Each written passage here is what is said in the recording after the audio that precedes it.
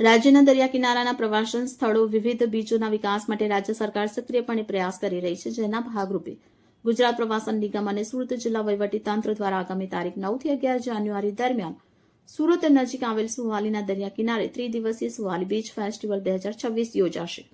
Beach ફેસ્ટિવલને તારીખ 9મીએ સાંજે 5 વાગે નાયબ મુખ્યમંત્રી શ્રી હર્ષ સંઘવી અને કેન્દ્રીય જળશક્તિ મંત્રી CR પાટીલના હસ્તે ખુલ્લો મૂકવામાં આવશે। M84ના ધારાસભ્ય સંદીપભાઈ દેસાઈએ સર્કિટ હાઉસ ખાતે યોજાયેલી પ્રેસ કોન્ફરન્સને સંબોધતા જણાવ્યું હતું।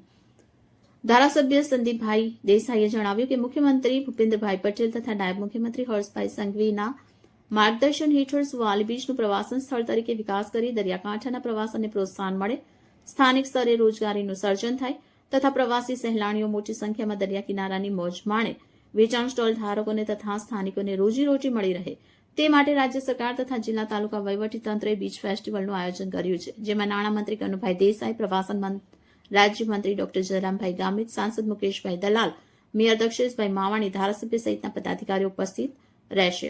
છેલ્લા 3 વર્ષ દરમિયાન સુવાલીના વિકાસ માટે કરવામાં આવેલ વિકાસ કામોની વિગત આપતા કહ્યું કે 2013ના વર્ષમાં ₹6 કરોડના ખર્ચે સુવાલી તરફ જવા માટેના રસ્તાને 100 મીટર પહોળો કરવામાં આવ્યો। માર્ગ અને મકાન વિભાગ દ્વારા ₹2.20 કરોડના ખર્ચે વિશ્રામ ગૃહના નિર્માણને મંજૂરી આપવામાં આવી। ₹40 લાખના ખર્ચે 100 ફૂટની ઊંચાઈ ધરાવતો હાઈમાસ્ટ માસ્ટ ટાવર બન્યો છે, જે 400 વોટની 16 હેલોજનની ક્ષમતા ધરાવે છે। સુવાલી બીચ માર્ગથી મોરા ગામ મુખ્ય માર્ગ સુધી AMNS ઇન્ડિયાના CSR ફંડ અંતર્ગત 350 સોલાર લાઇટ તેમજ સુરક્ષા માટે ₹30 લાખના ખર્ચે Suvali beach police watch tower અને સુવાલી। નમસ્કાર।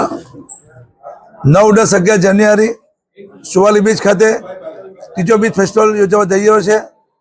એમાં આ વખતે ખાસ કરીને ઓસ્માન મીર, આમિર મીર, ભૂમિ ત્રિવેદી, સાંત્વના ત્રિવેદી એમના જે મનોરંજનનો જે કાર્યક્રમ છે એ યોજવાનો છે।